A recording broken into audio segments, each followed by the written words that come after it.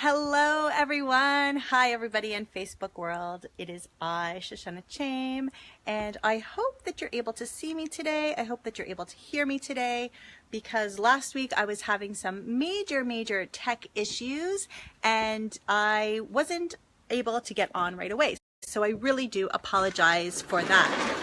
Once you're here, I would love for you to either give me a thumbs up or maybe even write a comment. That way I could see that you can hear me, and that way I know that you could see me as well. As I put on my jacket here, it is a little bit chilly, but not too bad. It's just a little bit of some rain out here, but it's been pouring the last 2 days. So I'm so glad that things have really cleared up for today so that I'm able to take you out into my garden and not do everything from the inside. Amazing. I see some hearts. I see some thumbs up, and I can see that some people are watching. I really do hope that I do get your comments. So hi Lorraine, hi Jessica, hello to anybody else out there who's watching. As soon as you give me some kind of thumbs up or comment, then I will for sure be able to see you. Jess, why don't you write me a little comment so that I could see it, because if you have, I haven't seen it yet. So for those of you who don't know me, my name is Shoshana Chaim. I am the co-host of the Plant Trainers podcast along with Adam, who's busy out doing other amazing things today. So here I am today in the garden. I'm here. Hi. I am here to help you improve your quality of life through nutrition and fitness. Woo! There goes a little rat, and everything else that helps you to be your very best. And today I wanted to talk about the garden with you. Now, before we begin, if there's anybody who you think can benefit by finding out more about self-gardening or more about the benefits that are going to come from some of the herbs that I talk about today, then I would love for you to right now just tag them, invite them into this little Facebook Live that I'm doing today so that they can benefit from it. The other thing is, if you don't already follow, I'd love you to press the follow button below so that you can join me whenever I go live, which has been Wednesdays and will continue to be Wednesdays for the next little while.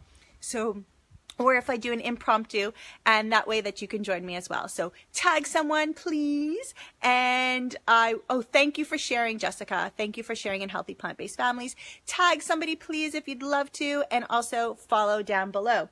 So today I wanted to talk to you about the garden.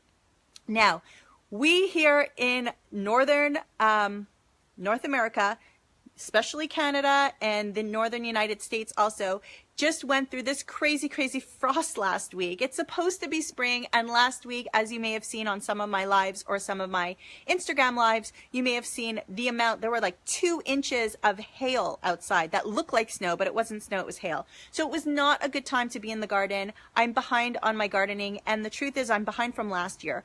Take a look here. For those of you who are like, okay, but I don't have a garden. Well, you know what? You don't need to have a garden. As you can see behind me here, I do have some nice green space. It's not too big of a garden at all. Oops, neighbors are out.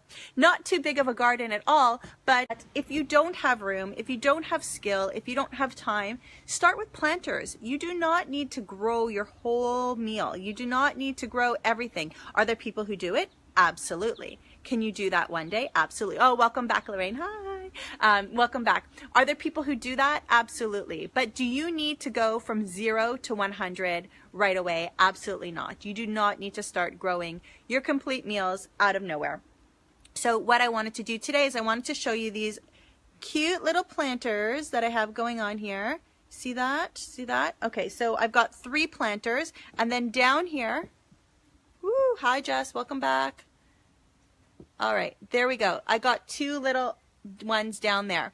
So what I would like to do, welcome back. I'm so sorry. John, welcome. I'm sorry. My Wi-Fi cut out and it made the video end. So now I am on data. Learning. That's what we're doing here. You're learning about the garden and I'm learning about Wi-Fi. All right. So let's start down here. Let's come right down here. So this is a really great place to start if you have no room at all. If you have nothing going on, just a little patio, if you're in an apartment building, don't worry about it. You have 2 little planters like this. These are strawberries. These are organic strawberries that I've planted. They actually came from a farmer. Organic strawberries. I planted them and they come back every single year.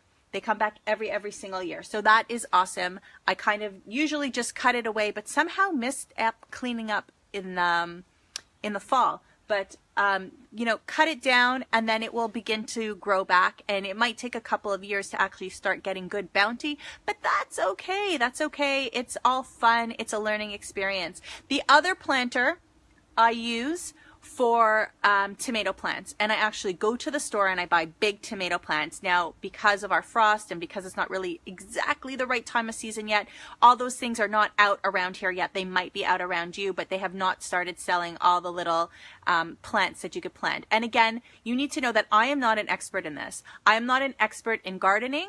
I'm sharing with you what I know, and we're going to get into some of the nutritional value of some of the things that we're growing ourselves too. But the key is that because I'm not a pro, I know you can do it. Because if I can do it, then it means that you can do it. Yeah, you could do a big planter with all the herbs. You need to do a little bit of research on how to set it up, and we'll go over a little bit of that today. So like I said, here's the strawberries. The kids love them. That's planted, and it comes back every single year. And then over there, I buy a nice cherry tomato plant. If you don't want to go organic, you could get them at Costco. You could go to Costco, you'll get like 3, and you could put 1, maybe 2 in that size planter and just stick them out, and then, you know, have fun. Grow your little cherry tomatoes, stick them in your salad one day. Take a picture, put it on Instagram, and tag us at Plant Trainers. And again, if you think that there's somebody who has no room and wants to have a garden and thinks that they can't, I want you to tag them right now. The other thing that I wanted to tell you is that I will be giving away a book at the end of this Facebook Live. So anybody who's commenting, we are going to pull a name, and we are going to add somebody to the amazing group of people who have the Easy Recipes for Busy Parents cookbook, and we're going to send that to you as well. So you have your chance of winning that at the end. All right. So, as you can see down here, I have some tools that I'm not going to be using today. I thought I would do a little bit of gardening, but the truth is it's cold and really wet out here, and I'm not going to get my hands dirty in there today. But this is my little tools that I use, and I promise you, you don't even need these tools to get things going. You don't need to spend money. Gardening gloves, those I definitely recommend, and you can get them at the dollar store. Right? Not a big deal. You could probably dig some up. You could probably dig some up over there in your house already. So these planters are really awesome because they go over the side of the fence. So if you could see here I have a deck, and it's nice and wide. It's about almost as wide as my hand. So I needed to make sure that I measured that out before I went to the store and bought those planters, because here you could see underneath there's like a hole in them, right? There's like a square hole, and then it just slips right on. Now, if you have smaller posts, that's okay too. You measure those out, and you could probably find planters that will go over there. There's also hanging planters that you could hang over the side. So there's lots of different options for you. So just because you have like a small little bar, a wide bar, something that's not normal, that is a-okay. Go to a place that generally sells gardening tools, that generally sells anything that you would need for your garden, something like a Lowe's or Canadian Tire if you live in Canada, or what's that other place called? It's Orange also, but I can't remember right now. But if you go to those kind of stores, you'll be able to get them there. We never could make salad last year. The kids ate off the plant every day. Yeah, you know what? Sometimes if you're saving up so much lettuce to try to make a salad, it starts to get a little bit yellow, and then it's no good anymore. Or if you cut it and the white stuff comes out of the bottom, it means that it's going to be really bitter and that you haven't harvested it on time. And that's something that we can go through later on in the season. Right now, I want to get you set up. So here's number 1, what not to do. What not to do, yes, Home Depot, that's what I was thinking about. Thank you, ma'am. Here's what not to do. Do not leave these little guys all season long. You're supposed to take them out each year. So there's different kinds of plants. There's biennials, and those you plant and they take 2 years to really get settled in, and then they start to bring you some food. There's annuals and there's perennials. So if it's not going to continue to grow back every single year, like this used to be It was broccoli I tried to grow last year, and I tried to grow little artichokes, and it kind of worked and it was okay, but then I left in the stems and I left everything that I hadn't harvested, and now it's all disgusting, and my soil's probably going to be gross, and I'm going to have to empty out all the soil and put all the soil back in. So what I recommend is every fall, empty out the ones that are not growing back again for next year. So I did broccoli and I did Brussels sprouts, which was awesome. But then I did herbs over here. And that's the part that I really, really love. I love doing the herbs. So as you can see over here, does anybody know what this is? Points if you know. Points if you know. It's Rona Depot if you live in Quebec. Yeah. Points if you know. It's already started growing. It's delicious. It fights against bad breath, which is surprising because you'd think that it would also cause bad breath at the same time. But deep in the root, the bad breath is not just the breath. The bad breath is starting somewhere else. So it actually fights against bad breath. It's full of vitamin C, and it's got really, really, really great flavor. If you know what it is, I want you to tell me what it is. It's got to be full of vitamin C, full of potassium, full of folic acid, good for bad breath. Chives.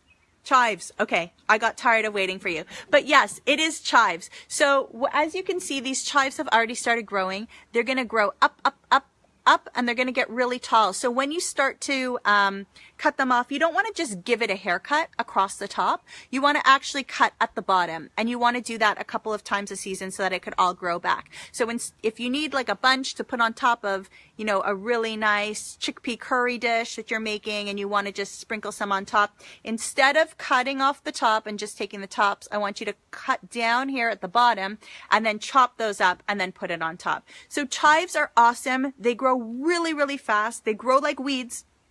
So you have to be careful that they don't take over your whole entire garden. You could pull some up from the roots, give them to somebody else, and they could plant them as well too.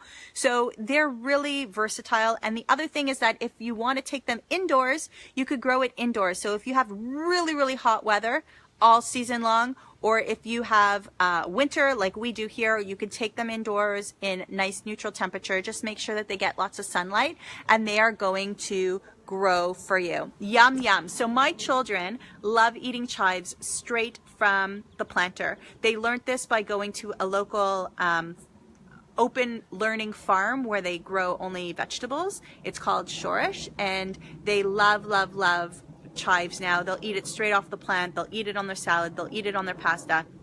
It's really great. They're part of the onion family as well. So if you're allergic to onions, you might want to be careful there. But otherwise, you eat them raw. You can cook them too, but you could sprinkle them on anything raw. Helps to absorb iron because it's got that vitamin C in it too. So that is really amazing. And if you're someone who suffers from blood pressure issues, if you're someone who wants to try to deal with that a little bit more naturally, it's more than just eating the chives. It's your whole diet together and other lifestyle factors as well, like sleep, like movement, like stress, like who you're being, who you're hanging out with, and all of those things. But generally speaking, it can help with your blood pressure as well and your digestion. Awesome. So my second thing that I had in this planter that I want to show you, that I had right over there, I have it over here. That's why I keep walking here, because I have some samples and some things for you today, is the fragrant token of love. It is basil. Yes, did you know that basil has been known to be a token of love? So what if your hubby or wifey or partnery or somebody came to you and handed you some basil instead of a bouquet of flowers? How would you feel about that? I know for one, I would be super excited, because I wrote a blog a few years ago saying he doesn't bring me flowers anymore. And that's because I don't want the flowers anymore. I feel like flowers are kind of wasting resources. Yes, they're beautiful. Yes, they lighten up your day, but I'd rather see the flowers outside. I'd rather have a plant that I can eat from year round. I'd rather have a fresh organic pressed juice. And I told Adam, if you're going to spend $10 on flowers, just go to the juice store and just buy me some juice. Anyway, basil is amazing. It tastes beautiful. It tastes wonderful. It's part of the mint family. Here we go. I'm getting you some. That's good. I didn't wash it first. It's organic, so hopefully that's okay. It's part of the mint family. When you're picking it, you want to make sure that it's not yellow. You want to choose nice green ones, but you don't want any black spots on it, and you don't want any yellow leaves. So if you get the black spots or the yellow leaves, you definitely want to throw them out, and you just want to eat the big leaves. It has really, really nice aroma, so it's really good in pestos. You can mix it with some of, hey Sonia, how you doing? You can mix it with some of those chives I have behind me. You can mix it with some parsley as well.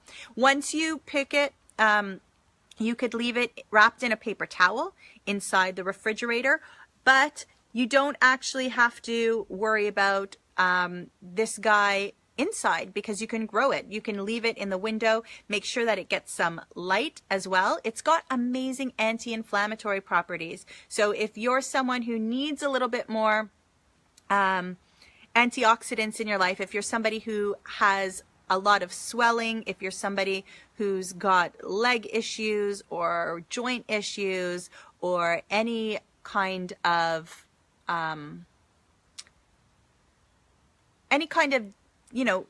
disease going on, really, you're going to want to up your greens, up your antioxidants, up your anti-inflammatory foods, and that's a really great way to do it. Filled with iron, filled with calcium, and filled with vitamin C.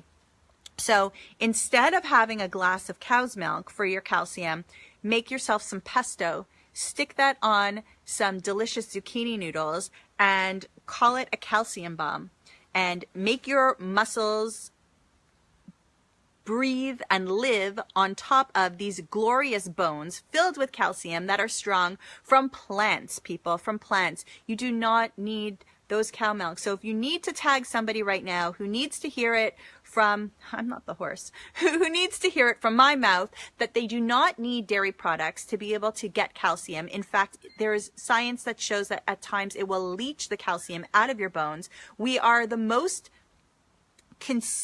biggest consumers of dairy products here in North America, but we also have the highest fracture injury rates at older ages because our bones are frail as a society, not mine in particular, but as a society, our bones are frail from drinking so much milk, from eating so many dairy products. So instead of getting your calcium from dairy products, which is not actually proving to do your body good, which is not actually proving to make strong bones, I want you to start getting it from things like basil. Amazing. So who's making some pesto for tonight? That's what I want to know. Erin, hi, how are you?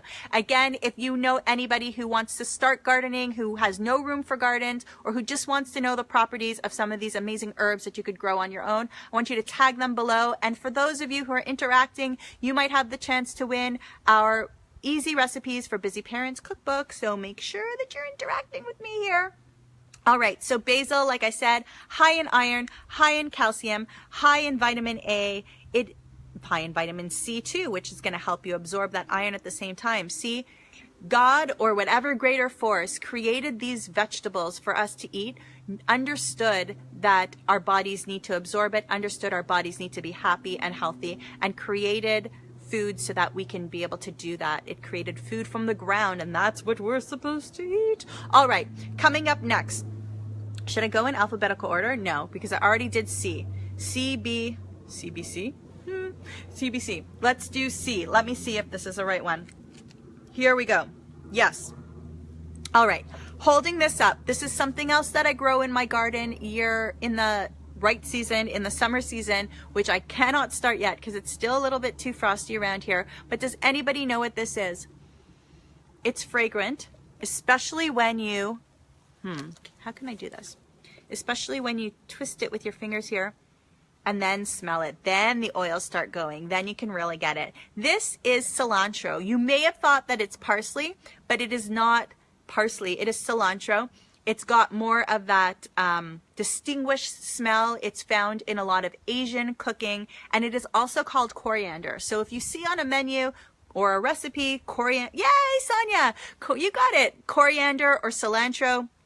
It is one in the same. It is one in the same. It's got some really great antibacterial properties. It's almost like, it could almost be like taking an antibiotic at times. It's really especially good against fighting against salmonella. Yes, Sonia, one of the Mexican favorite ingredients as well. And you know what? It's funny. I was just at lunch at one of the vegan places nearby, Sorello, and I was there with this person who I was introduced to through a friend, another author, and we were talking, and I was telling him how there was cilantro in the soup that we were having. And years and years ago, before Adam and I lived in Hong Kong, our aunt, who used to make us dinner like every Friday, had to put all the cilantro from all the recipes on the side every single week because we refused to eat cilantro. We hated cilantro. And then when we moved to Hong Kong, we began to eat it. And the good thing about expanding your palate is that not just that you're able to eat new foods, but that you're able to take in a better variety of nutrients. You're able to get it in your body more often, and maybe you're able to absorb things better because they're being matched together.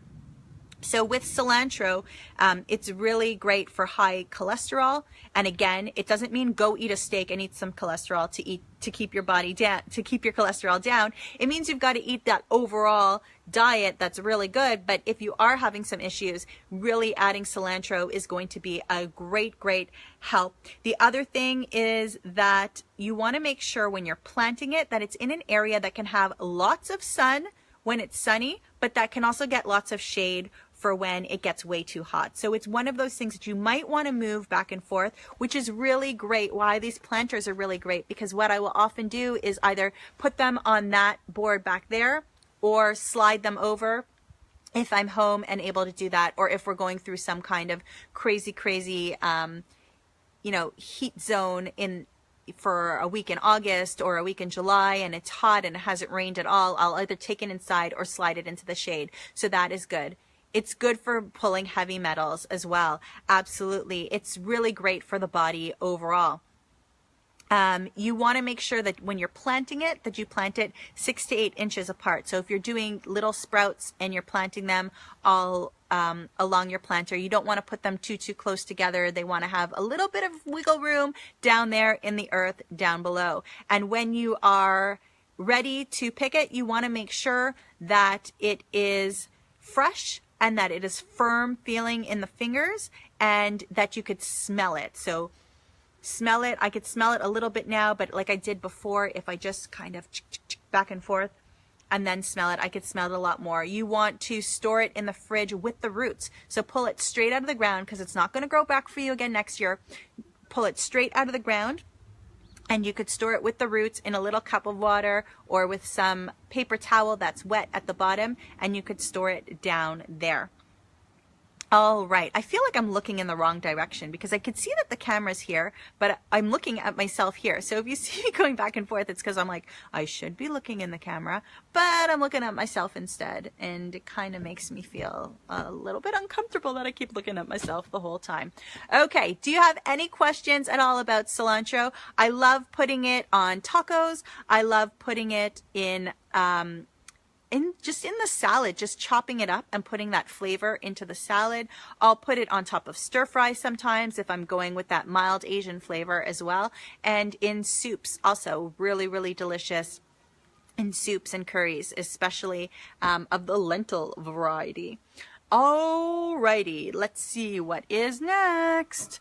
What is next? Next I've got, or should I say last, I've got some parsley. Now there's two kinds of parsley. There's parsley that is curly like this one, and then there's parsley that looks like the cilantro. It's flat parsley also. So there's two kinds of parsleys out there.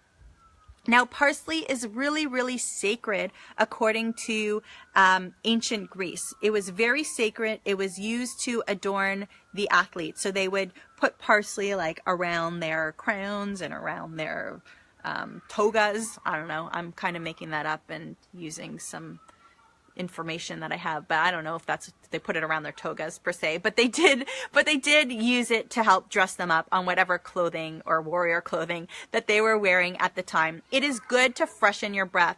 So like I said before, the chives are good for bad breath because they're fixing you from the inside out. But if you're going to go and chew some chives before going on a date with your loved one, it might not get you to second base, but, or first base, I don't know.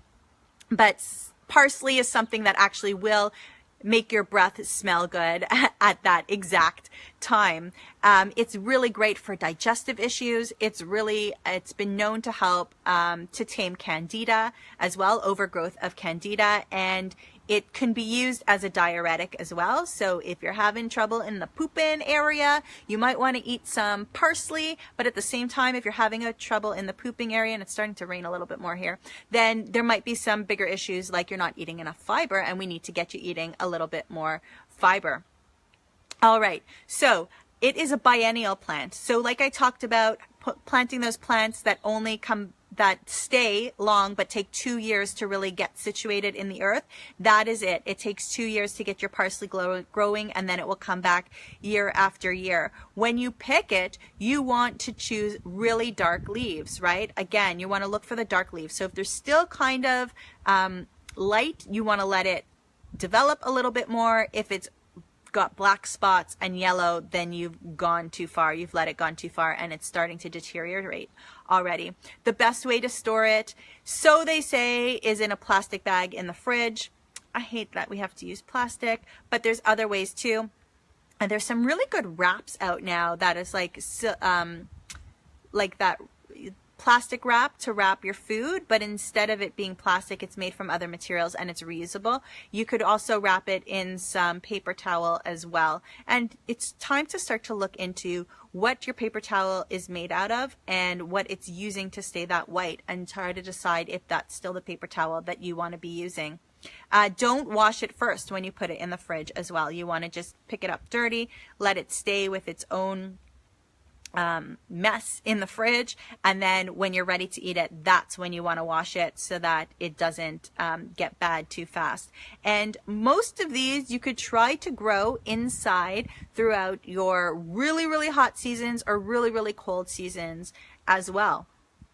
So to recap, we have parsley, good for bad breath, filled with vitamin C, filled with iron, filled with lots and lots of good things, and it very mild flavor. So if something calls for cilantro and you don't want to put in cilantro, you could put in parsley.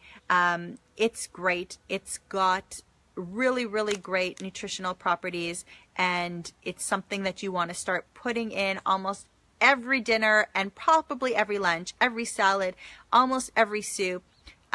Stir fries, you could sprinkle it on top, but it should be more than just a sprinkle for you to get those amazing benefits. Carrie, hey, how you doing? Did you hear about the contest? Because I'm giving away a e-cookbook at the end, so I hope that maybe you're one of the winners, or the winner, because we're choosing one. But thanks for joining us. Thanks for participating. If you cook cilantro, does it lose its nutritional value? Is it something that you should add at the end? Yes, add it at the end of the cooking process. You don't want to lose all that good green nutrients that it is giving you. So definitely put it in at the end of the cooking process. It's definitely made to be a little bit more raw. So when I say add it to stir fries, I mean sprinkle it on top after, but do a hefty sprinkle. A hefty sprinkle. All right.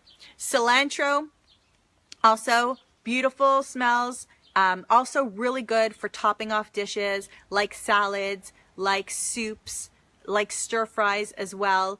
Really, really, really delicious, high in vitamin A, vitamin C, high in iron. It's amazing. Do you see a pattern around here? I think so. All right, basil. We talked about basil today. Extremely fragrant, great for making pestos. Token of love. I give you my basil because I love you all. Token of love, part of the mint family. And again, high in iron, high in calcium, high in vitamin A, vitamin C. Your body is going to soak this up. You want to have just more than one piece, and you could just eat it straight off the bush. And these are great because you could buy them year round in almost any grocery store. This one's from the organic grocery store, and just put it in a little, one of these, a little dish or a little fruit nappy kind of thing, and keep some water in there, and it will grow. If you're having trouble keeping moisture in it, you might need to put a plastic bag over it to make a little bit of a greenhouse effect happening there. Or if you're going away and you don't want it to die while you're away, do that little greenhouse effect. And then the last, filled with vitamin C, potassium, folic acid, digestion, good for blood pressure, amazing for your cells, amazing for your body. We have, oops, I just walked into a pot. We have the chives, really, really easy to grow. They grow like weeds. You could share it with your neighbors and your friends by pulling out the roots from the bottom and giving them a little bit, and they can just replant it and it will start to grow for them as well. And again, when you're cutting these babies, you don't want to give them a haircut. It's not a chia pet, people. You don't want to give it a haircut. You want to go down below and you want to cut from the bottom. So better to just use up a few pieces straight from the bottom and chop that up for whatever you're doing than to use the scissors and cut straight from the top. And I just use my regular kitchen scissors. Now, going back to the beginning, disclaimer from that short little video that cut out, what I was saying is that I am not an expert planter. I'm not an expert gardener. So if I can make this work here in my garden, you can do it too. These planters have been amazing for us. Amazing, amazing. I'm a little bit, you know, when I start to replace them, maybe they have some ceramic ones that I could use instead of plastic. That's something to think about in the future. But, you know, I always do these specific herbs. I always do cilantro, basil, parsley, I'm looking at it, and chives. And then I do move into a couple of other, I'll do some kale in the front. Hey, we can walk over to the front. You want to do that with me? Okay, let's go. I will, you know, do some tomatoes in the planter down below. I have the strawberries in the planter down below. And then I'll find some other exciting things. Like last year I did these little broccolis, and I did some, what did I do? Some broccolis and some Brussels sprouts, but they didn't work out too well. I think I didn't pay close enough attention to them.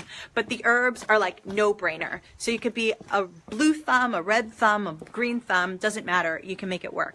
So here we are at the front of my house. And sometimes on Instagram at Plant Trainers, after I plant my kale, I will come out and take pictures with it and plant and post it on Instagram. But here I have this wooden planter. Whoops, you're upside down. Rotate your phone. Sorry, it didn't like the selfie stick rotated. I have this big wooden planter, and I'll do a few different kinds of kales all in here. Right in the front yard, we have a decent amount of sunlight. Most of the sunlight's in the back, but a decent amount of sunlight over here. And I will come out and collect the kale. If I let it go too long, it gets really buggy. It gets lots of holes in it, and then I really don't want to eat it because it's got like slugs and stuff all over it. But if I pick it on time, I add it into soups, I add it into salads, I add it into stir fries, and the kids love to pick it too. So that's what I have for you today, everybody. I'm just gonna look through these comments here, make sure that I didn't forget anyone. John, if you're still on, do you want to choose someone for me? If not, if I don't hear from you in a few minutes, I will choose. We shall see who is the winner. And of course, if you have any questions, keep them coming. I'm here for as long as you need me to be. Oh, look, my address. Now you all know where I live.